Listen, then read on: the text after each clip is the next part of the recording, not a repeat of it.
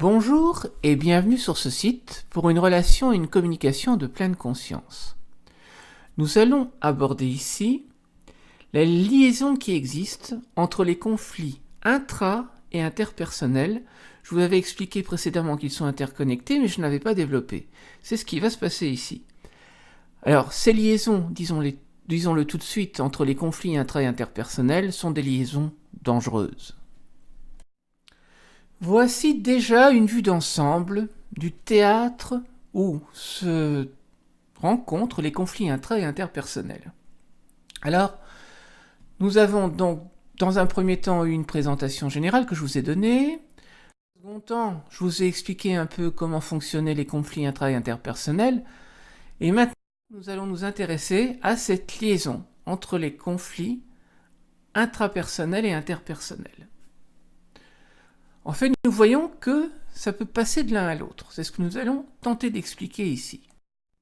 Alors, commençons par ce conflit et ces conflits intrapersonnels. Je vous ai dit qu'ils se passaient dans l'individu. Et on va prendre un exemple pour mieux comprendre.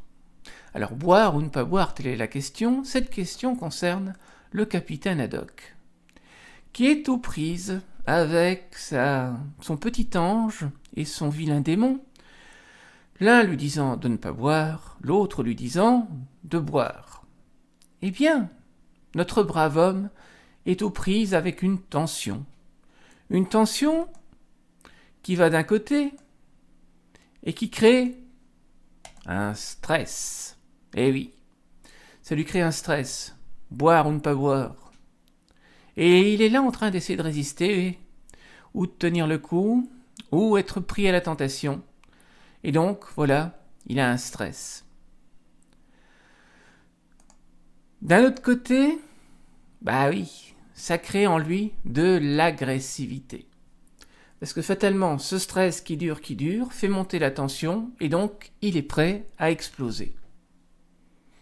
Allons voir plus en détail stress et agressivité.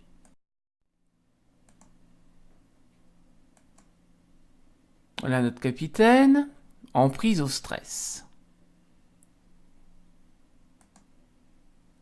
Alors le stress, on l'a vu dans une présentation précédente, il y a donc dans le stress quelque chose, une phase où il est positif, où il va pousser à l'action qui va permettre de sortir justement de la situation de stress. Là, on est dans le stress. Mais quand il dure, ce satané stress, là, commence l'état dépressif. Eh oui.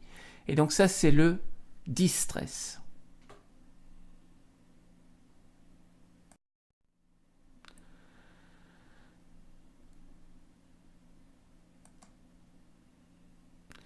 Et ce qui arrive, c'est quand on est au proie à de l'agressivité, eh bien,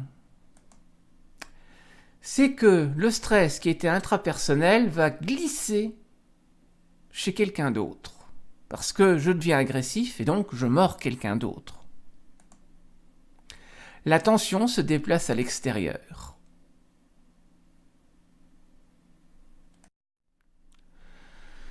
Et ça devient un conflit interpersonnel, où la tension va maintenant s'exercer entre deux personnes.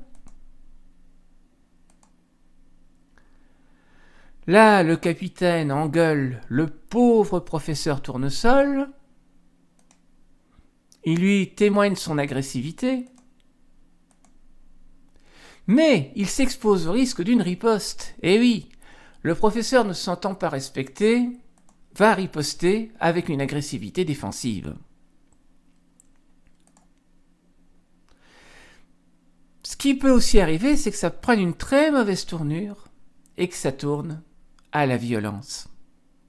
Donc, le conflit interpersonnel et son agressivité va faire que d'un côté, on s'expose à des ripostes, et de l'autre, on peut glisser non plus à de l'agressivité qui amenait une action positive comme on avait dans le stress, mais à quelque chose de totalement violent.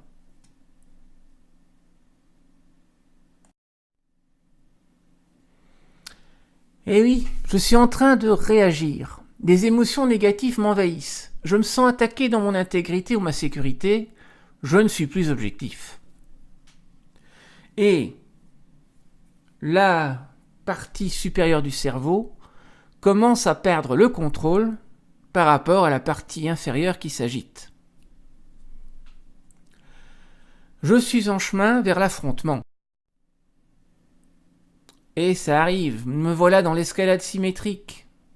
Le clash survient, et là, je recherche un coupable que je vais chercher à punir. Je dois redevenir maître de la situation par l'agressivité ou la violence. Ouais. Je rentre dans un cycle de représailles de l'autre sur moi, et puis de moi sur l'autre.